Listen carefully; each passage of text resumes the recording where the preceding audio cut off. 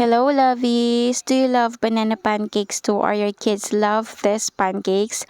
So, ayan, nagmash lang ako ng banana nilagay ko sa aking pancake mixture. So, my kids love this pancake kasi kahit wala na siyang fillings or wala na siyang toppings, napaka-yummy po nito. Sa mga interested po, you can comment down below sa comment section and I'm going to share with you my recipe.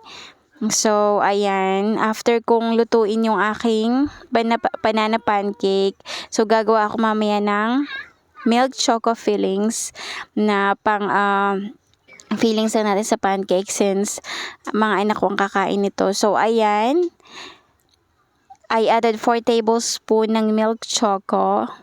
Yan, mix lang natin and then lagyan natin ng margarine pang linamnam. Then after that, pag na-mix na natin, maglagay lang tayo ng 2 teaspoon na cornstarch pampalapot sa ating fillings.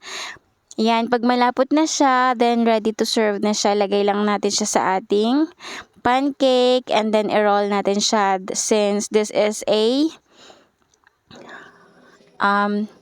thinner pancake na ginawa ko. So, ayan, ang dami ko nagawa dito. I think 12 pieces. Yan. And then, kinat ko lang siya in half. Then, naglagay lang ako enough for my kids. Thank you. God bless. Enjoy.